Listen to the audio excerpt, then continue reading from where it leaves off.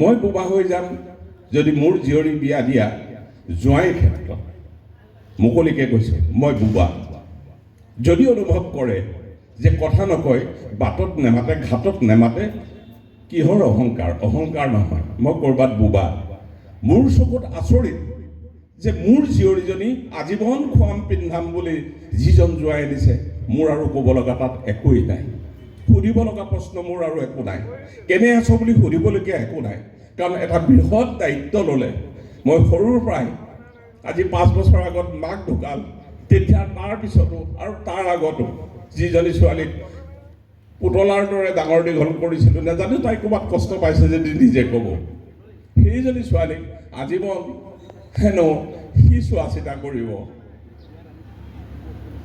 সেইটো ল'ৰাক মই নেমাতিলে যদি ভাবে, কথা নক'লে যদি ভাবে, এয়া মোৰ প্ৰতি ঘৃণা, অহংকাৰ, সেয়া নিজে বুজিব, বাকী ভগৱানে দেখিব। গতিকে সেই ভাইটিটোক চিনাকি কৰোঁতে যেনেকৈ বোবা, ময়ো কিছু কিছু ক্ষেত্ৰত বোবা। বোবা মানুহৰ অনুভৱ যোনে ল'ব জানে সিয়ে জীৱনত জিকিব। বোবা মানুহৰ অনুভৱ যদি ল'ব পাৰে, তেওঁ জীৱনত এদিন সফল হ'বই। আৰু মোৰ বিশ্বাস আছে তেওঁ এদিন সফল হ'ব, আজিও সফল, সদায় সফল হৈ থাকিব। এইখিনি সময়তে মই মোৰ জীয়ৰীক যোনে নেতৃত্ব লৈছিলে সেইজনৰ লগত চিনাকি নহয়, তেওঁক এটা সেৱা ল'বৰ কাৰণে অনুৰোধ জনালোঁ। সেয়াই হ'ল দিগন্ত দত্ত। দেৱজিৎ মোৰ এনে এটা ভাইটি। দেৱজিতৰ অমূল্য অসম বুলি এটা পেজ আছে, মই সেইকাৰণে বিচৰা নাছিলোঁ। এটা ল'ৰা গুৱাহাটী ফুটপাথত দৌৰি আছিল, দৌৰি দৌৰি পৰি যাব লগা গছ এজোপাৰ সম্পৰ্কে কথা কৈছিল। মই ভাবিছিলোঁ এই ল'ৰাজন ক'ৰ। ফুটপাথত খুব দৌৰি আছিলে, দৌৰি কৈছিলে যে শুকান ডাল এটা যদি ভাগি পৰে তেতিয়াহ'লে মানুহৰ কি অৱস্থা হ'ব। গুৱাহাটীৰ ফুটপাথত মই এদিন মোবাইলত দেখি ল'ৰাটোৰ সন্ধান কৰিছিলোঁ। সন্ধান কৰিবলৈ গৈ যেতিয়া দেৱজিতক লগ পাইছিলোঁ, মই ভবা দেৱজিততকৈ বহুত বেলেগ ধৰণৰ ল'ৰা এজন, আৰু তেওঁক মই ভাইটি হিচাপে পাই জীৱনটো গৌৰৱ অনুভৱ কৰিলোঁ, আৰু সদায় ভাইটি হৈ থকাটো মই বিচাৰিলোঁ। আৰু সেয়ে বিবাহ কাৰ্যৰ পৰা ধৰি আজি আঠমঙলালৈকে ৰাতিটো টোপনি ক্ষতি কৰি আহি যিখিনি মোক আন্তৰিকতা দেখুৱালে, তাৰ কাৰণে দেৱজিতক মোৰ ধন্যবাদ। বৰদলৈদা সঁচাকৈ ব্যতিক্ৰম, আৰু এই আঠমঙলা ভাগৰ বিষয়ে মোৰ আগ্ৰহ সেইদিনাই জন্মিছিল যিদিনা গম পাইছিলোঁ যে আঠমঙলা ভাগৰ মূল কেন্দ্ৰ কেৱল মাত্ৰ দৰা কইনা নহয়, এই অনুষ্ঠান ভাগৰ বা বিয়াখনৰ সৈতে জড়িত প্ৰতিজন নেপথ্যৰ লোক তেওঁলোকৰ কেন্দ্ৰবিন্দু। আৰু সেইটো জানি খুব ভাল লাগিছিল। সাধাৰণতে এনেকুৱা ধৰণৰ বহুত কমেইহে কৰা যায়, বহুত কষ্ট কৰে সকলোৱে, কিন্তু তাৰ পাছতো সেই নেপথ্যৰ লোকসকল আচলতে অকণমান পাছ পৰি যায়। আৰু সেইবাবে এই আঠমঙলাৰ লগত তেওঁলোককো যে একেলগ কৰি তেওঁলোককো অকণমান সময় তেওঁলোকক উপভোগ কৰাৰ সুযোগ দিছে, সঁচাকৈ এটা ব্যতিক্ৰমী পদক্ষেপ তেওঁ লৈছে, আৰু প্ৰতিটো কামেই তেখেতে ব্যতিক্ৰমী হিচাপে কৰে। আৰু এই আঠমঙলা ভাগৰ লগত সংগতি ৰাখি আজি এভাগ মঞ্চ ইয়াত উদ্বোধন কৰিছে। তাৰোপৰি ভাল লাগিলে যে ইয়াত কোনোবাই বিবাহ অনুষ্ঠিত কৰিলে সেয়া বিনামূলীয়া হ'ব। হয়তো সেইভাগো চাগে অসমৰে প্ৰথম হ'ব য'ত বিনামূলীয়াকৈ এভাগ বিবাহ অনুষ্ঠিত কৰা সকলোবোৰ সা সুবিধা পাব। গতিকে খুব ভাল লাগিছে। আৰু এনেকুৱা ধৰণৰ পদক্ষেপসমূহ আচলতে বৰদলৈদাৰ নিচিনা মানুহে আচলতে ভাবিব পাৰে, তেওঁলোকেহে সেইখিনি এক্সিকিউট কৰিব পাৰে। গতিকে খুব ভাল লাগিল অনুষ্ঠান ভাগলৈ আহি, আৰু বিশেষ নকওঁ, দৰা কইনাক শুভকামনা জনাইছোঁ, ভৱিষ্যত জীৱনটো ভাল হওক। এই অনুষ্ঠান ভাগ যিসকল লোকৰ সহযোগিতাত সম্ভৱ হৈ উঠিল তেওঁলোককো ধন্যবাদ জনাইছোঁ, আপোনালোকক বিশেষভাৱে ধন্যবাদ জনাইছোঁ। আৰু এনেদৰেই চলি যাওক ব্যতিক্ৰমী অনুষ্ঠানসমূহ বৰদলৈদাৰ প্ৰচেষ্টাত। ধন্যবাদ।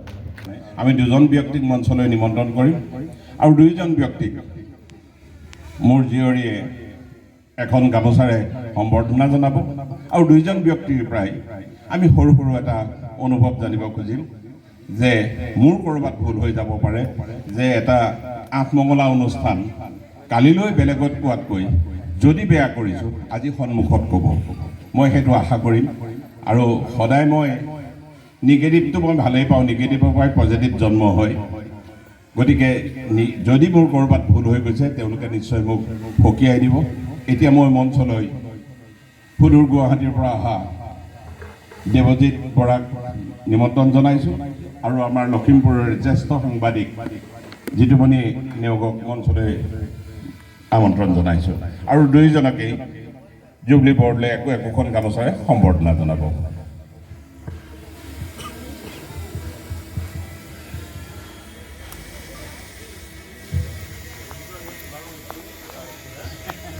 দুইজনে একে ইউনিফৰ্মত আহিছে প্ৰথমে সম্বৰ্ধনা হ'ব সম্বৰ্ধনা মানে কি এজন দাদাক এজন খুৰাক দুইজনৰে আশীৰ্বাদ ল'ব দেৱজিতৰ মৰমৰ ভনীয়েক জিতুমণিৰ মৰমৰ ভতিজাক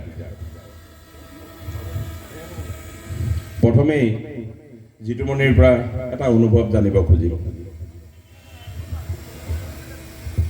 আচলতে এয়া আনুষ্ঠানিকতা বুলি মই ভবা নাই ভাবিছোঁ ঘৰৰ আঠমঙলা আহিছোঁ আৰু পৰিৱেশটো আচলতে আনুষ্ঠানিকতা মই মনৰ পৰা নাই বিচৰা আন্তৰিকতাটো সকলোতকৈ ডাঙৰ কথা আৰু হয়তো বৰদলৈদাই আন্তৰিকতাৰ কাৰণে ইমান ধুনীয়া এটা অনুষ্ঠান পাতিছে আৰু এটা অগতানুগতিক ব্যতিক্ৰম কাৰণ বিয়াখনো এইবাৰ ব্যতিক্ৰমকৈ তেওঁ কৰিছে এটা আদৰ্শ দেখুৱাইছে অসমতে সম্ভৱ হ'ব পাৰে ধুনীয়া বিয়া বা যিকোনো বিয়াক লৈ দৰা কইনাই সপোন দেখে বা দৰাৰ পৰিয়াল হওক বা কইনা পৰিয়ালে সপোন দেখে সেইখন বিয়া অসমতে হ'ব পাৰে আৰু যিধৰণে তেওঁ জাহাজৰ ওপৰত ব্ৰহ্মপুত্ৰৰ ওপৰত বিয়াখন পাতি এক সুন্দৰ পৰিৱেশ অসমত এক গঠনমূলক বা এক পজিটিভ এক যোগাত্মক ছবি তেওঁ দেখুৱালে নিশ্চয়কৈ এক শলাগৰ পাত্ৰ মই বুলিয়েই নহয় প্ৰতিজন মানুহেই সুস্থ বিবেক আৰু পজিটিভ মনৰ প্ৰতিজন মানুহে প্ৰশংসা কৰিব এনেকুৱা ধৰণৰ পৰিৱেশ আচলতে অসমত কোনেও দেখা নাছিলে বা এনেকুৱা হোৱাও নাছিলে তেওঁ সাহস কৰিলে আশা কৰাৰ বহুত আগবাঢ়ি আহিব য'ত নদী পৰ্যটনৰ পৰা আৰম্ভ কৰি বহুত কথা জড়িত হৈ আছে অসমৰ অৰ্থনৈতিক সাংস্কৃতিক এই বস্তুবোৰ লগত যদি আমাৰ পৰম্পৰাটো যোগ কৰি দিব পাৰোঁ নিশ্চয়কৈ আৰু উজ্বলি উঠিব আৰু বাহিৰৰ দেশত আমাৰ পৰম্পৰাক লৈ আৰু চৰ্চা হ'ব প্ৰথমে তেওঁক ধন্যবাদ জনাইছোঁ যে ইমান ধুনীয়াকৈ নিজৰ একমাত্ৰ জীয়ৰী বিয়া দিলে আৰু সকলোতকৈ ডাঙৰ কথা তেওঁলোকৰ ঘৰখনৰ লগত মোৰ যিমান দূৰ বৰদলৈদা মনত পৰে এহেঁতি বহুত সৰু সৰু জুবলিহঁত তো মই বহুত সৰুৰ পৰা পাইছোঁ এওঁলোকৰ দুখে সুখেও মই বহুত সময় থিয় দিছোঁ আৰু মোৰ পৰিয়ালৰ লগতো তেওঁলোকৰ অভিন্ন সম্পৰ্ক আৰু সেই সম্পৰ্কৰ সুবাদতেই মই ক'ব পাৰোঁ যে এটা সুন্দৰ সাংস্কৃতিক পৰিয়াল লখিমপুৰৰ প্ৰতিজন মানুহৰে আদৰ্শ হিচাপে ল'ব পৰা এটা পৰিয়াল আৰু এই পৰিয়ালৰ জীয়ৰী জুবলি আৰু আজি আঠমঙলাৰ যিটো কাৰ্যসূচী বা আঠমঙলাৰ যিটো পৰম্পৰা তাত আজি বৰদলৈদাই বৰ ধুনীয়া কথা এষাৰ কৈছে যে তেওঁ প্ৰথমেই আমিও আঠমঙলাৰ বিষয়টো ধৰক আমিও আগতে খুৰা খুৰীৰ লগত বা বিভিন্ন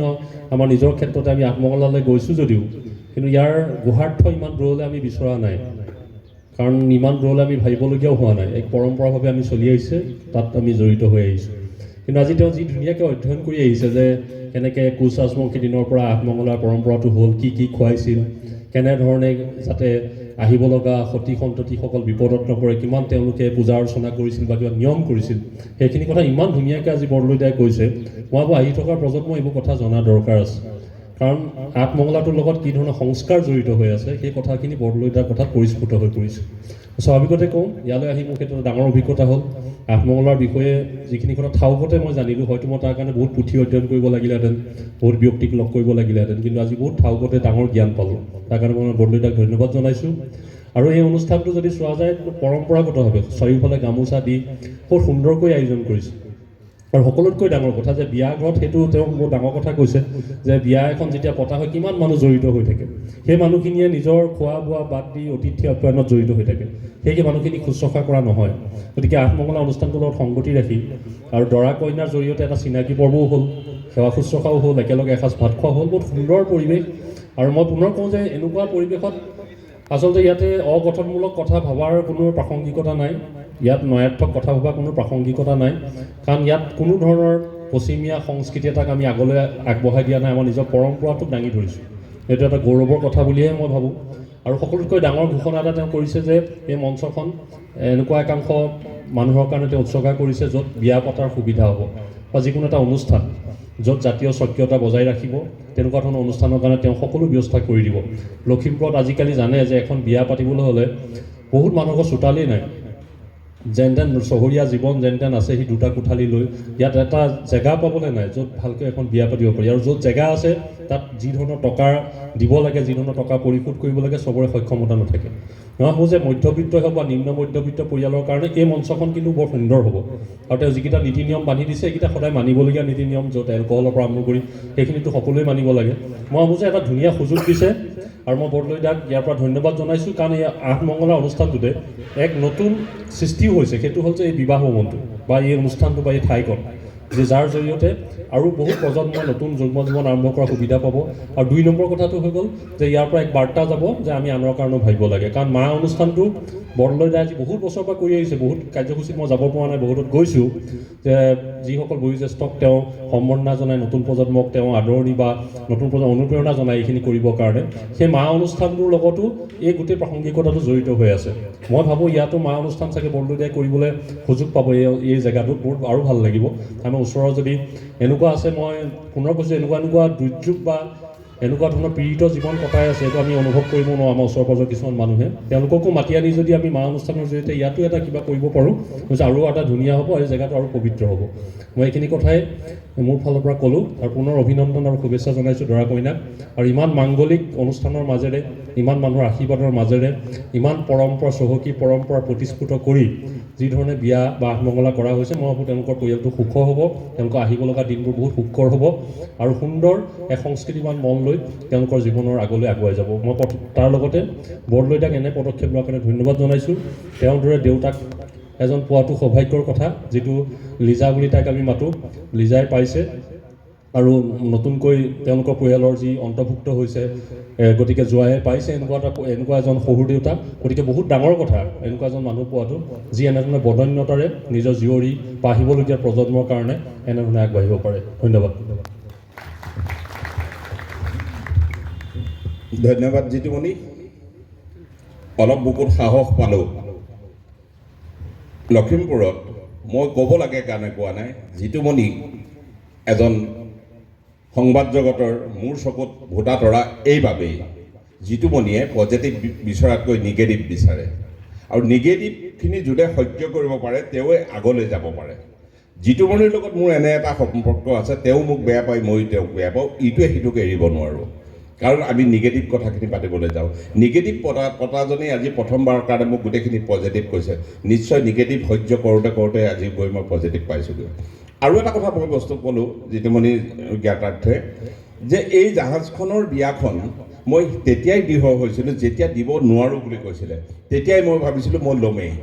আৰু এই জাহাজখন অনা হৈছে কলিকতাৰ পৰা। মাজুলীত 2খন জাহাজ আছে, ৰ'পৱেক্স, এইখন হ'ল ৰ'পৱেক্স ববকাট। মই কৈছিলোঁ মোক ববকাটেই লাগিব, সেইকাৰণে মোক 3 মাহ লাগিছিলে যে জাহাজখন তাৰ পৰা আনি মাজুলী পোৱাবলৈ। অসমবাসীৰ কাৰণে ভাল খবৰ যে এতিয়া জাহাজখন তাতেই থাকিব, গভৰ্ণমেণ্টে সেইখিনি সুবিধা কৰি ল'লে, এতিয়া তাতেই থাকিব। ববকাট, ৰ'পৱেক্স ববকাট, সেই জাহাজখন আনিবলৈ গৈ মই যেতিয়া নহ'ব বুলি কৈছিলে, মই নোহোৱাটোত যুঁজি ভাল পাওঁ, সেইকাৰণে মই যুঁজ দিছিলোঁ। আৰু ৰাইজৰ আশীৰ্বাদ আছে, সকলোৰে আশীৰ্বাদ আছে। আৰু আজি থকা ব্যক্তিসকল, এই বাইদেউহঁতৰ, হাজং বাইদেউহঁতকো কৈছোঁ, বাইদেউ আপোনালোকেই মোৰ ঈশ্বৰ, আপোনালোক যদি নহ'লহেঁতেন মই কেতিয়াও আগুৱাব নোৱাৰিলোঁহেঁতেন। ইয়াত থকা প্ৰত্যেকজন ব্যক্তিয়ে মোক যদি পানীৰ দৰে নিদিলেহেঁতেন, তেতিয়া আজি মই মেটেকা শুকাই গ'লোহেঁতেন। সেইকাৰণে মই আপোনালোকক সন্মুখত ৰাখিছোঁ, কাৰোবাক সন্মান জনাব পাৰোঁ, কাৰোবাক নোৱাৰিব পাৰোঁ। আজি ধৰ্মেন্দ্ৰ বহি আছে, সি চুলি কাটে, তাক হেনো সুধিছে যে তোকহে মাতিছে, আমাক মতা নাই। মই কৈছোঁ ধৰ্মেন্দ্ৰ, তইহে মোৰ ৰেংকৰ, কাৰণ মই এজন সাধাৰণ ব্যক্তি, সাধাৰণ হিচাপে থাকিব খোজোঁ।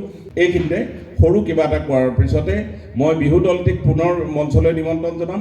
আৰু আমাৰ যিসকল ব্যক্তি আছে, আমি অনুষ্ঠান বৰ বেছি দীঘল নকৰিম, খোৱা বোৱালৈকে আগবঢ়াম। এইখিনিতে মই এজন ব্যক্তিক চিনাকি কৰি দিব খুজিছোঁ। তেওঁ কথা ক'ব নোৱাৰিব, মই জানো কথা ক'ব নোৱাৰে, কিন্তু এই বিবাহখন সম্পূৰ্ণ নেতৃত্ব কোনে দিছিল, সম্পূৰ্ণ নেতৃত্ব দিয়া ব্যক্তিজনক মই মঞ্চলৈ মাতিম। মই জানো কিন্তু একোৱে কথা ক'ব নোৱাৰিব। ইমান দিন দৌৰি সকলোৱে কৰিছে, কিন্তু নেতৃত্ব যিজন দিছিলে তেওঁক মই ৰাইজৰ মাজত চিনাকি কৰি দিব খুজিম। সেই সুযোগতে সেইজন ব্যক্তি আহি যে মঞ্চত কথা ক'ব নোৱাৰিব, কেতিয়াবা বহুত কথা ক'ব পৰা মানুহেও কিছু কণ্ডিশ্যনত বোবা হৈ যায়। দিগন্ত দত্তৰ নেতৃত্বত এই বিয়াখন সম্পন্ন হৈছিল। দিগন্ত দত্তক মই মঞ্চলৈ মাতিলোঁ আৰু এখনি গামোচাৰে মোৰ ছোৱালীজনীয়ে আশীৰ্বাদ ল'ব।